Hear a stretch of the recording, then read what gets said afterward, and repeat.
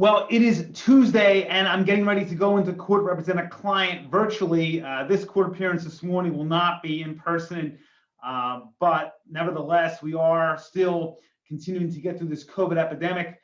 And with that said, it's important to understand that COVID is delaying court cases, but not getting rid of your court case. And this morning, I was listening to a podcast, a non-legal podcast, where there's a individual charged in professional bodybuilding who's awaiting trial, and the matter is now going on 3 years. And obviously, he is frustrated. He's frustrated that he can't compete. The individual's name is Sean Roden.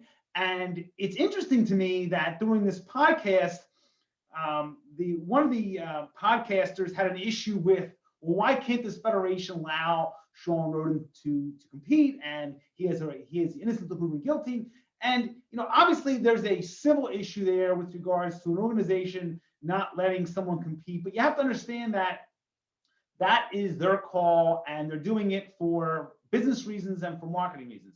With regards to the presumption of innocence, that's not anything that a private organization needs to be concerned of, and they don't need to use that in their analysis as to whether a person is allowed to earn a living in that particular profession. Obviously, it's frustrating him, but if he was a doctor or a lawyer or any other professional person, accountant, a nurse, those licensing boards would probably do the same thing. And I can tell you that they have every right to suspend a person, even if the person is not ultimately found guilty, and even ban a person, even if they're not found guilty. We're seeing that now with Deshaun Watson. He's being accused civilly, and the NFL is looking into it. And I can tell you that there's a strong possibility that he may be suspended. If there's any credibility to those allegations, the league will look into it. And obviously, if he's ever charged criminally, that's a whole different story. With regards to COVID, the fact that COVID is delaying your case, please don't take that as somehow your case is getting better. One of the podcasters said, oh, well, time is going to make the case better. It is not. The facts are what they are, and we're not dealing with a situation where COVID is going to be with us for 5 years down the road. Another 6 months is not going to change things regard to your criminal case.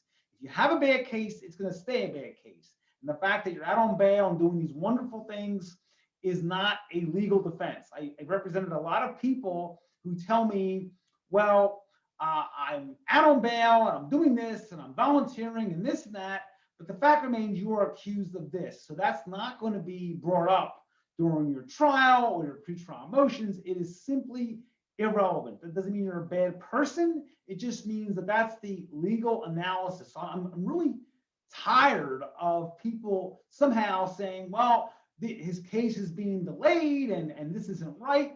Well, that is the process. And you've been accused criminally. You have a right to defend yourself, but you do not have a right to a job. That is simply outside the scope of a criminal prosecution. You do have a presumption of innocence. That's why you're on bail. Very easily, a judge can revoke that bail if you do not comply with the terms and the conditions of your bail. But please don't simply think that because time has passed that somehow the allegations have gotten less serious, or somehow that gives you a right to work and all this, and that your employer needs to give you your job back. That is simply not the case. I represent people charged criminally all the time. The first thing I tell them is that I'm going to shoot you straight, and that if you come to my office and you tell me that your employer has suspended you or banned you from the workplace, what can you do for me? I'm going to tell you 9 times out of 10, there is nothing that I can do unless you have some sort of contract which indicates that regardless of what you're charged with criminally, you have a right to this job.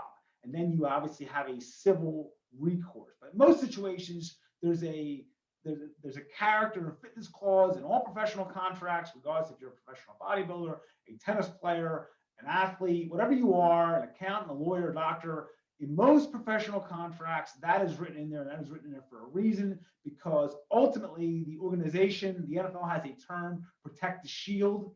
That is what they mean by that, because the person is never larger than the organization.